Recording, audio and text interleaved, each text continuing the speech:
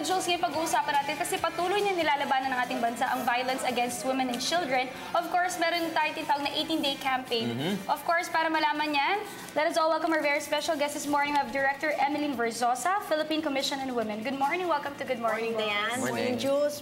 Good morning po sa mga boss natin. Alright, to start off, gano'n na po ba karaming kaso o yung mga nagsusumbong sa PCW against o itong vow na tinatawag? Okay, sa PCW, konti lang yung nagsusumbong kasi hindi kami direct service provider. Okay. Pero yung mga pagtatala ng mga sa police, umabot last year ng mga more than 40,000. Wow. At doon sa RA 9262 na batas, yung Anti-Violence Against Women and Their Children Act o yung pagbubugbog, umabot ng mga 23,000. Okay. Pero kung i-compare mo yan doon sa prevalence, yung survey na ginawa ng Philippine Statistical Authority noong 2013, 1 out of 5 ang nasasabing nakakaranas ng physical na pag-aabuso. Okay. Alright, since you've mentioned about yung sa number of yung dami ng mga kaso, this is really alarming. Ano pong ginagawa ng PCW upang makatulong sa Okay, awareness? PCW bilang oversight at policy making, kami po yung nagsusulong ng batas at kami monitor natin. At ang mandate kasi ng PCW is to make sure government works for gender equality and women's empowerment. So, closely kami nakikipag-ugnayan sa police, sa social worker, sa hospitals, sa mga prosecutors, at pati na rin sa DILG, who is responsible for the local government units. No? So, bali sa kanilang mga reports, kasi yung Magna Carta of Women, nagsasabi na lahat ng barangay dapat meron vow desk. May vow desk. No, vow desk. So, ang pagtatala naman nila, close to 80% na ng 42,029 Barangays. barangays nationwide. Dami nun, ha? Ay meron ng vow desk officer na designated. That's like more than 33,000 nationwide. Okay. Ang kailangan lang natin masigurado na alam po ng mga vow desk officers kung ano yung katungkulan nila. Alright, ma'am, bigyan niyo naman kami ng brief information kasi for sure may ibang mga kababayan natin, lalo na yung mga kalalakihan, na hindi ganun ka-aware na violence against women na pala yung ginagawa nila. Oo. Kaya nga bukas, Okay. kasi hindi ba may kick-off 18 days, nagsimula ng Yes. 25. So may series of activities tayo. Bukas meron tayong safe cities, meron tayong assembly ng mga kalalakihan, at ito po ay promoting safe communities forum with male advocates against violence everywhere. Kasi meron na tayong tinatawag na movement of men opposed to violence against women. So, pupulungin natin sila bukas sa AFP Theater. So, yung mga nakikinig po sa atin, na mga kalalakihan na gustong sumali dito, punta na lang po sa AFP Theater, sabihan po kami. Open to the public. Well, we want men, a lot of men to really participate, no? So mainly ito yung mga organized men, yung mga nasa military, nasa police. Kasi pag sinabi natin violence against women, kailangan, sabi mo nga, ang mindset na ang pananaw binabago natin, hindi lang para lumakas ang loob ng mga kababaihan, para pigilan ang mga abuso, kundi mga kalalakihan din.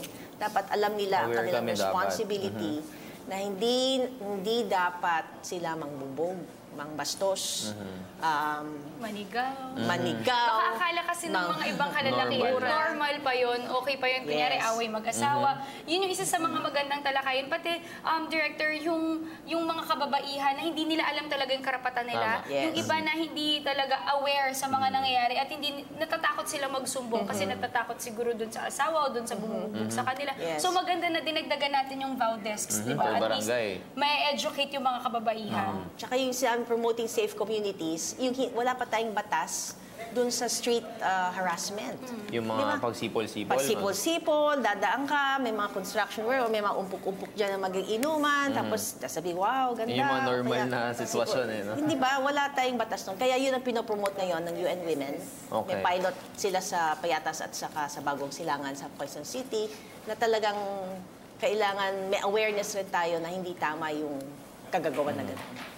Pero ma'am, syempre ngayon, makabago na yung panahon natin. Kung meron po bang datos o pagsasaliksik yung tanggapan ninyo na nakikita natin na may pagbabago naman kahit paano? Meron naman kahit papano, kung yung sa prevalence survey ng Philippine Statistical Authority 2008, bumaba ng 0.5%, hindi raw statistical significant. Pero yung sexual abuse, medyo bumababa naman. Okay. Tapos kung ang datos na titignan po yung mga reported cases to the police or social worker, pataas. Pataas yung rate. So, ang interpretation Empowered na namin sila. nun, ibig sabihin, mas marami na yung nagbe-break ng silence nila.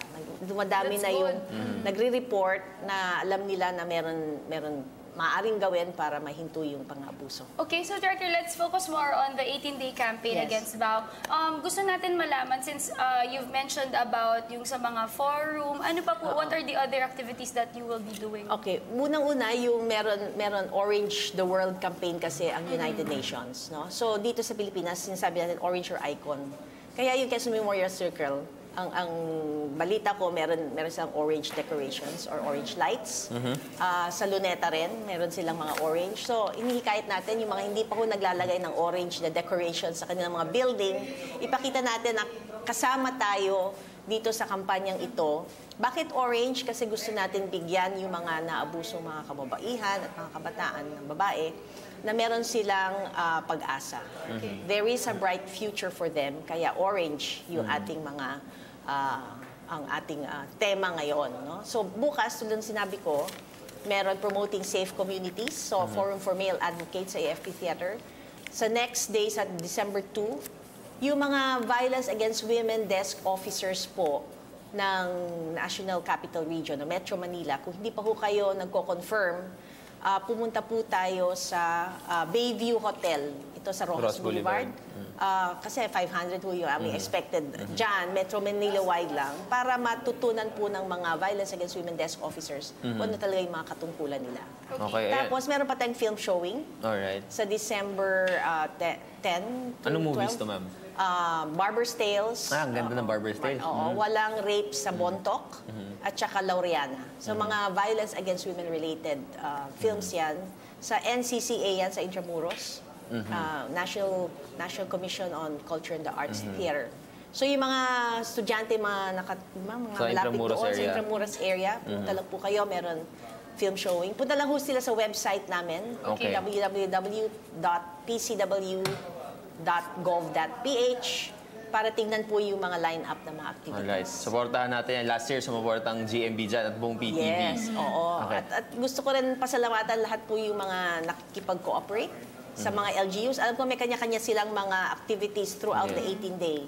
Ang Aklan, halimbawa, nag-decorate rin sila ng Kapitolyo at saka marami silang mga forums. So, pasalamat po ang PCW sa cooperation ng lahat. Okay. Ma'am, one last question siguro. Ma'am, syempre 2016 malapit na, May 2016. At patapos na rin ang term ni Pangulong Aquino. Kung meron po kayong mga siguro programa na gusto nyong ipagpatuloy ng Of susunod course. na admin, ano po yun? Of course. Siyempre, itong ending violence against women, kailangan ipagpatuloy. Marami pang kailangan gawin. Meron rin tayong mga sinusulong na mga amendments to certain laws like yung sexual harassment. Sana sama yung peer harassment, yung anti-rape. Kailangan baguhin din yung age of statutory rape kasi napakababa, 12 eh. 12 years old, so dapat itaas yun sa 16, no? Mas malaki yung parusa doon pag ang ni-rape ay bata kasi. Tapos yung definition ng rape is the center should be lack of consent. No? Hindi ibig sabihin. Yun. So marami pa tayong isusulong. Yung pending ngayon, yung RA 9262 anti-VAUSI, isasama natin yung electronic. Kasi di ba ngayon mga puro cellphone na, Yes. Dami gadgets. dyan. So maraming away mag-boyfriend, away mag-asawa dahil sa mga Dami talaga. cellphone, mga ina-upload yung mga videos ng mga ganyan, pina pang blackmail, no? So Tama. yun, marami pa tayong pwedeng isulong sa yung mga kandidato. Sana isama nila yan sa kanilang plataforma. Alright. So again, yan po, nakapanayam natin si Executive Director Emeline Verzosa from Philippine Commission on Women. Alright, thank you so much. Thank you.